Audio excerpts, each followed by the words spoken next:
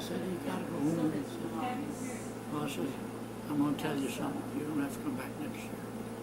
I said, I'll be here. He didn't say it. I did. Next year I had every room. It's on the table here. I thought, I moved the machine out. I had a dealer, There's a picture of Tim and he's his a wife. friend of mine. He said, take the damn thing out. You don't have to sign up. Just take it out, set it up. That's in June. Amy He has. says, if you don't get a crop, bring it back. Okay, she doesn't Oh, have that sounded pretty good. a. So I put it all together, set it all up. You got a good crop. She nursed her, Everything is good. and of course when you're. So these Norwegians, it's all Norwegians around here. So when I had my machine all done, I didn't know nothing about it separator. So They were supposed to, I talked to a guy. Well, he wasn't too good, but he didn't promise me. But the Norwegians had a preacher over here. I didn't know him, and he had 13 years of thrashing separator man. And they always formed a committee, 4 men, and they go out and see, they make a deal, and everybody does the same thing. Either way, we thrash by measure, either by weight or by measure. Well, we figured by measure, then there'd be no squawk. We always had to have a bushel basket hanging on, they could take it, and when it's dumped, it's run over. Well, they always run 6 to 8 bushel over on a load, on a small truck, and run it back. So, by golly, they come over one day, and they say, I heard you got a machine. I said, yeah. I said, I got a machine here, I don't know whether I'll be able to pay for it or not. Well, he says, you're going to do outside trash? I said, I don't know. I figured on it if I can get some. Well, I said, have you got a separator, man? So I just thought for a minute. A separator man? Yeah, that's what I said. So I said, yeah, I talked to a guy, but he didn't promise me. And I don't know what to do. He said, did you ever talk to our minister? Well, hell, I knew the man by sight, but I never talked to him. Well, I see a separator man. I said, yeah. I said, he's had a lot of experience in thrashing. He's on with a steamer. Well, I said, well, I'm glad he did. When they left, I jumped in the car and went over there. He was on the lift right over here. I went over there and I got talking to him. He had a really nice family. And I asked him if he ever on a separator. Yeah, I said, he was still a younger man. He said, he was about 40, 45 or something. When I was a younger man, he said, before I was married, I used to run a fashion crew. Well, I said, would you fix it? And by God, $1,000 that year. I paid for it. So everybody in the neighborhood bought a machine. Oh, because Remember that? yeah. Reedy, Johnson's, everybody. So they cut the price. So I had my machine paid for, And they, and I can love, and my brother was here. That's hell, we'll just thrash our own and pull her in. yeah. So that was that. So I'm not going to fight. I said over this. Well, yeah. They didn't get no jobs because they fought the fighting. So many machines. Just bastardize the price to where you we can't. thrashed, Yeah. finished up. Youngest she has been very well. And you know, we never stopped. That's where I got my reputation. We never stopped on the job. And by golly, we was pulling the machine in.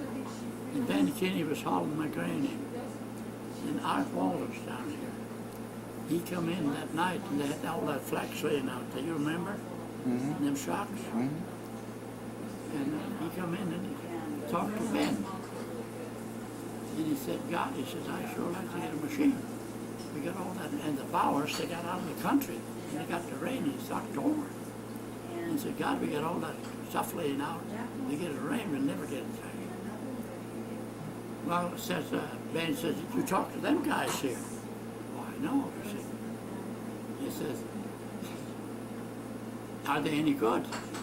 Well, Ben says, he's 70-some years old. He says, he How you says, doing, Grandpa? You're supposed to go fishing. I tell you, I've been trashed all my life. We don't even have no fishing boat. I says, I never seen anybody out trash them You guys. wreck or what? What have you done fishing? So, hi, How you doing? not so bad. I will not do. So anyway, You learn anything? Yeah. here come the guy up in the morning. And I never knew anything about the whole damn That's deal. what I figured he was But fishing. he came up to see me. This is hard. And they want to know if we go out to trash. And I said, well, feel not pulling in, but he said, we're gonna help to fix that. We can't get there. And he told me what they had. All that alfalfa up and down the creek. And all that's grain.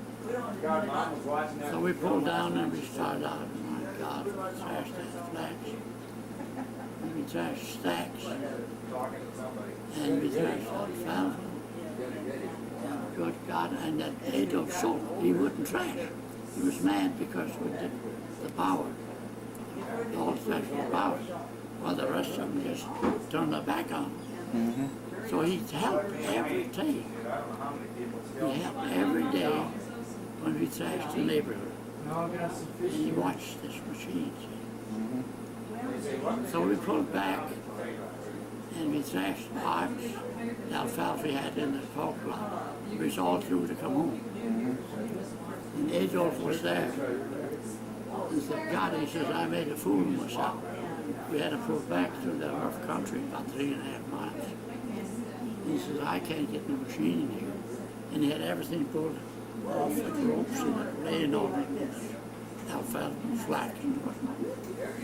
Well, I said, we'll pull over and we'll let you set. So we pulled over there. And we got over there and started to rain. Oh, that rain. We were 4 hours coming home from there with the car. I said, this is in October. That's setting. And you know, we come home, the sun come out, and you know, by God, the wind come up. And you know, it dried out and we went down there. Yeah, but the barley had stacked. He had stacked. And, you know, the stack's down about this much, and it's out, so it's as big as a bean. You know how they swell. Yeah. And we started, and he was pitching, you know, and had, I think, 6 stacks. And we got down about this far, and then we run into trash, fresh good. But this darn stuff had roots on it. It just plucked the feeder, the elevator. Yeah. Yeah. I had to stick up there and stick it down, shove it down, and we got down, and it worked all right. And we got back, and when we was resetting, we set for the next 2 stacks. They started happening on the same damn thing. So it plucked up. We had to stop for a little bit. And I picked up a hammer and a wrench, and I brought it to the separator. And he got up and he hollered at me. He says, say, wait a minute. He says, you know, you're the best thrasher I've ever seen. He says, you know, I've been watching you, and that's the first time I've seen you carry tools around. No, I says, I tell you, I carry tools at 6 o'clock in the morning. And it's something when I'm out here, you guys don't come to 8. I fix it. And I just had my parts in the truck that I needed. When I need them at a dealer here, I'd go and get them. And I'd put them on. And that's all the stuff. And old Eddie Bookoff, she was down here. An old duck had, in the early days, had an old broken down separator. And he'd pull in, and then he'd break down. And then they'd have all the meals ready. Then they'd have to go, and it'd be 3-4 days, come back. So they had to start all over. So we went down one afternoon and stashed everything they had. And the old lady come out, and my God, she said, I can't believe it. He says, we've had thrashers for years. And he says, we never thrashed everything I was with on meals. I just had supper. Oh.